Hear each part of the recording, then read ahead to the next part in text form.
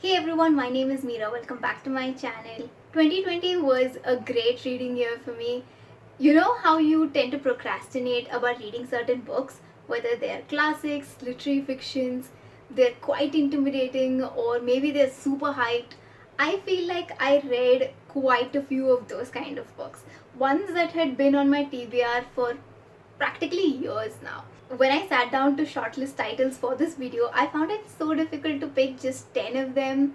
So the ones that I'm going to be talking about in this video, they are in no order of preference. They're just 10 incredible titles that I would recommend to everyone. Before I get started, I wanted to inform you that I'm finally hosting a giveaway on my channel. It's been long overdue now, so stick around till the end of the video to know what the prizes are and how you can participate. The first book on my list is A Suitable Boy by Vikram Seth.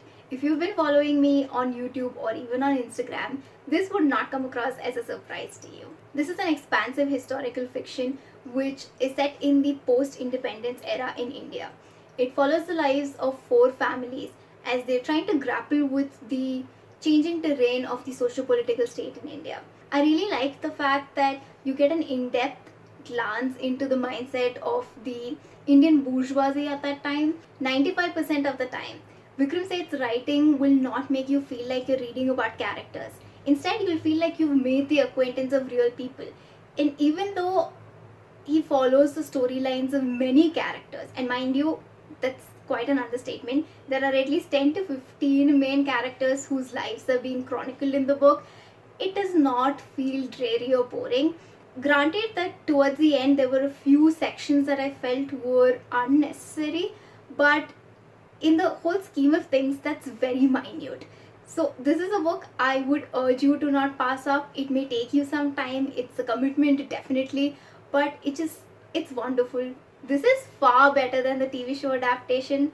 In fact, the show has nothing on the book. The next book is The Guernsey Literary and Potato Peel Pie Society by Marianne Schaffer and Annie Barrows.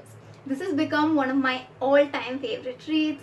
It follows the life of an author named Juliet Ashton, who one day receives a letter from someone in Guernsey. He's like, hey, I read your book.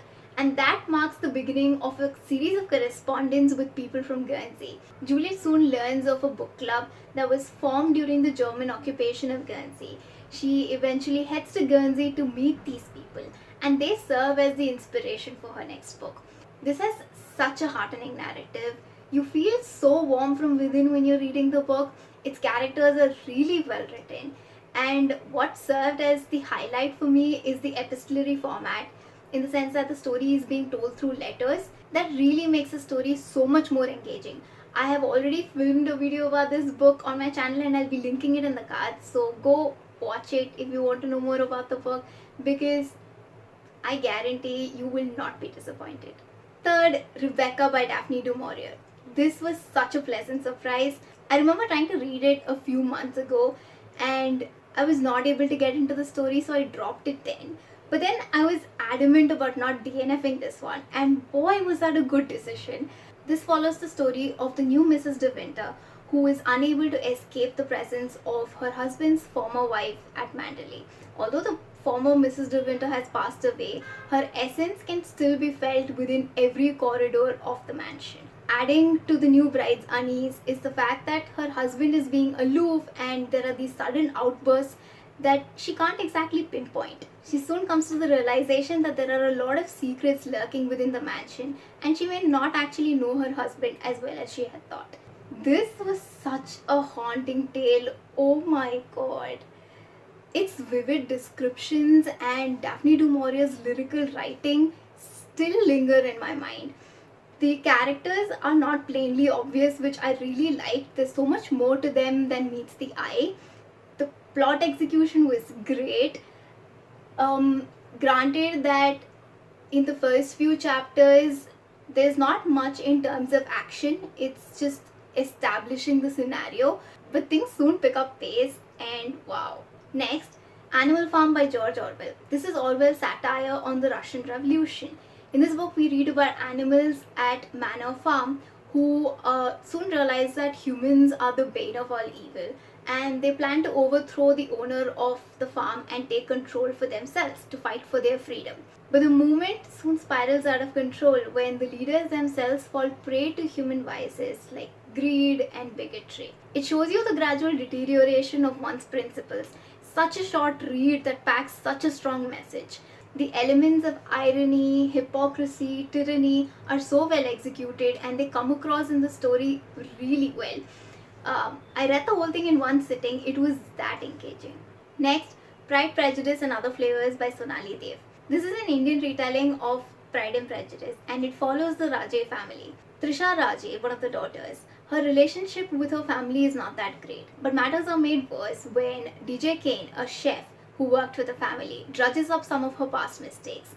We read the story from both of their perspectives, which makes it so much more fun.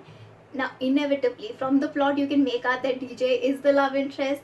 The story is really well written. There are culinary themes that are heavily imbued into the narrative. So I was like battling hunger pangs throughout because, well, Indian food, and it's been described so well.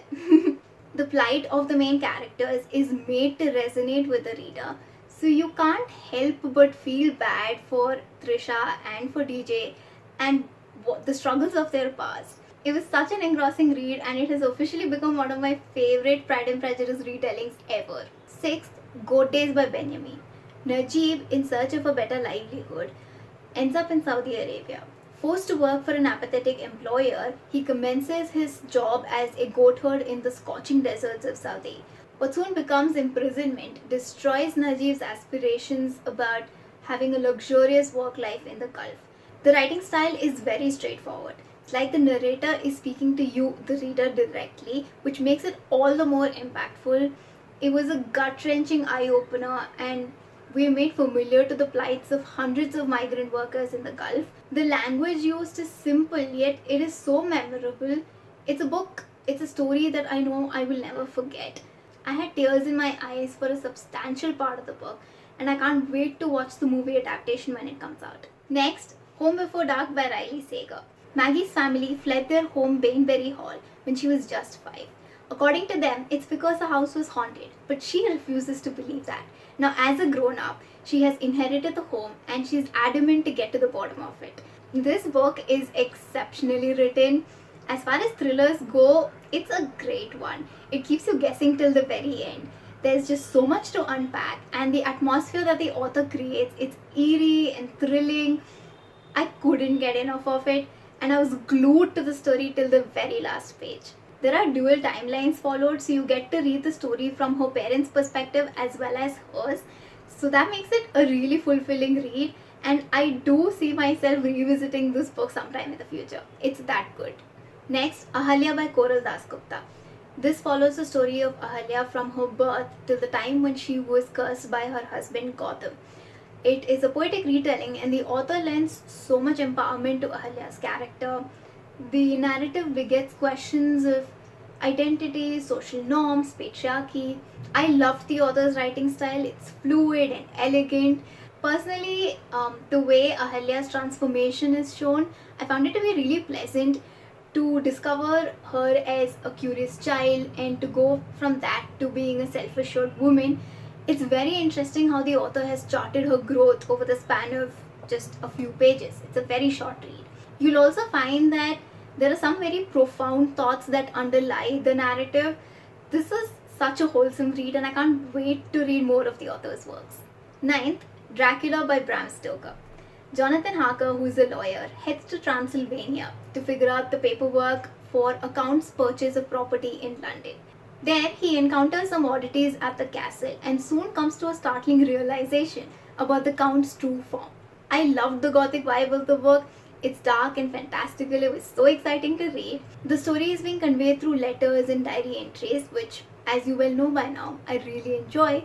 For a classic, the writing is not really alienating. It makes sense for the most part and I did not have any difficulty understanding what the author was trying to say.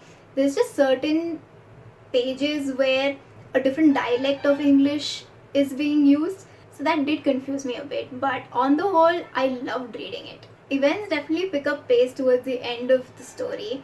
God alone knows why I had been putting off reading this book till now, but I'm so glad that I read it. The last book is The Lives of Locke Lamora by Scott Lynch. Locke Lamora goes from being an orphan to working with a band of thieves who call themselves the Gentleman Bastards. Scott Lynch in this book weaves a tale of corruption, brotherhood, and revenge. There are a lot of twists and turns that keep adding momentum to the plot execution. From an imaginative world building to the characterization of the Gentleman Bastards, the voice that the author creates for these characters, the bond between the Gentleman Bastards, there's just so much to love about the book. This was like high fantasy at its best. I thoroughly enjoyed reading it and I'm definitely going to pick up the sequel. So those were my top 10 reads of 2020. Let me know if you've read either of these books and what you think about them. I would also love to know what were your favorite reads of 2020. Now, let's get to the giveaway. 5 of you can win one book from your wish list. Please make sure there are quite a few options in the range of 200 to 350 rupees. What you need to do is be subscribed to my YouTube channel, follow me on Instagram, pick 2 videos from my channel and share it somewhere. It could be on your Instagram page, your Facebook page, in WhatsApp groups, anywhere. Basically spread word about my videos. I will also be putting up an Instagram post about this giveaway, so make sure to tag 3 of your friends on that post. I'll be leaving a link to a Google form in the description, so make sure to fill that because that's how you can share your wish list with me. All other relevant information about the giveaway will be in the description box. I'm really grateful for all of your support. Thank you so much for being so encouraging and kind. I hope these recommendations make it to your TBR list. Thank you so much for watching this video. I will see you soon. Bye!